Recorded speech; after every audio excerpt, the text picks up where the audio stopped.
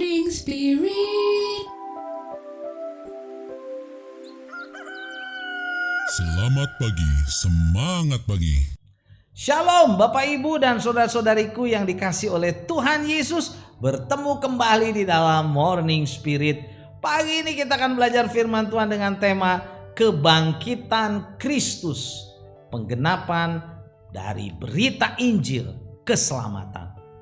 1 Tesalonika 4 ayat 14 firman Tuhan berkata, karena jikalau kita percaya bahwa Yesus telah mati dan telah bangkit, maka kita percaya juga bahwa mereka yang telah meninggal dalam Yesus akan dikumpulkan Allah bersama-sama dengan Dia. Haleluya, saudaraku. Kebangkitan Kristus adalah penggenapan dari berita Injil keselamatan, dan ini adalah pengharapan orang-orang percaya, yaitu bahwa Yesus telah mati dan telah bangkit. Maka kita percaya juga bahwa kita yang meninggal dalam Yesus akan dikumpulkan bersama-sama dengan Allah di dalam sorga mulia. Berita kebangkitan Kristus, saudara, adalah Injil keselamatan. Dalam kitab 1 Korintus 15 ayat 2-5 dijelaskan inti dari berita Injil keselamatan yang olehnya bila kita percaya, saudaraku, kita diselamatkan. 1 Korintus 15 ayat 2-5 firman Tuhan berkata, oleh Injil ini kamu diselamatkan, asal kamu teguh berpegang kepadanya, seperti yang telah aku beritakan kepadamu, kecuali kamu telah sia-sia saja menjadi percaya. Sebab yang sangat penting telah kusampaikan kepadamu, yaitu apa yang telah aku terima sendiri, ialah bahwa Kristus telah mati karena dosa-dosa kita sesuai dengan kitab suci, bahwa Ia telah dikuburkan dan bahwa Ia telah dibangkitkan pada hari yang ketiga sesuai dengan kitab suci, bahwa Ia telah menampakkan diri kepada Kefas dan kemudian kepada ke-12 muridnya. Dari 1 Korintus 15 ayat 2-5, Bapak Ibu, saudara-saudariku, ada 4 pokok utama dari berita Injil yang olehnya kita dapat diselamatkan. Inilah pokok utama Injil yang pertama, yaitu kematian Kristus. 1 Korintus 15 ayat 3b berkata bahwa Kristus telah mati karena dosa-dosa kita sesuai kitab suci. Kerelaan Kristus untuk mati di kayu salib, disiksa dan dihina, saudara, adalah bukti dari kasih-Nya yang sangat besar kepada kita orang-orang berdosa. Dalam Roma 5 ayat 8 dikatakan, akan tetapi Allah menunjukkan kasih-Nya kepada kita oleh karena Kristus telah mati untuk kita ketika kita masih berdosa. Dan yang kedua, saudara, pokok utama dari Injil adalah penguburan Kristus, penguburan Kristus. 1 Korintus 15 ayat 4a berkata bahwa Ia telah dikuburkan. Dalam Roma 6 ayat 3-4 Rasul Paulus memberitahukan arti dari Injil yang dipraktekkan di dalam baptisan, saudaraku, orang-orang yang percaya kepada Tuhan Yesus. Baptisan adalah lambang dari kematian Kristus dan penguburan Kristus serta kebangkitan Kristus. Roma 6 ayat 3 dan 4 berkata, atau tidak tahukah kamu bahwa kita semua telah dibaptiskan dalam Kristus, telah dibaptiskan dalam kematiannya, dengan demikian kita telah dikuburkan bersama-sama dengan Dia oleh baptisan dalam kematiannya, supaya sama seperti Kristus telah dibangkitkan dari antara orang mati oleh kemuliaan Bapa, demikian juga kita akan hidup dalam hidup yang baru. Puji Tuhan. Dan pokok utama Injil yang ketiga, saudara, adalah kebangkitan Kristus. Kebangkitan Kristus, saudaraku. 1 Korintus 15 ayat 4b berkata bahwa Ia telah dibangkitkan pada hari yang ketiga sesuai dengan kitab suci.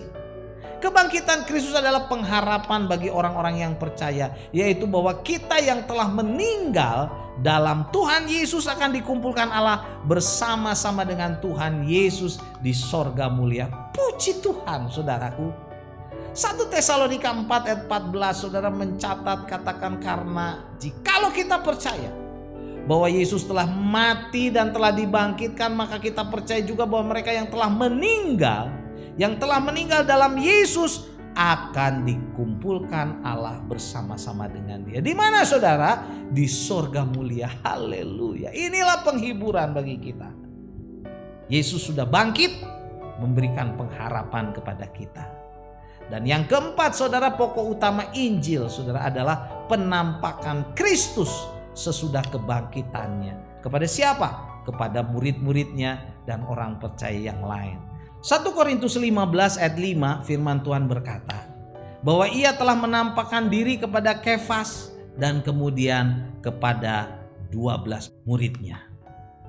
Penampakan Yesus kepada Kefas dan Petrus atau Petrus dan kepada ke-12 muridnya adalah bukti bahwa Yesus sudah bangkit dari kematian, dan ini memberikan pengharapan kepada kita yang percaya sungguh-sungguh kepadanya saudara.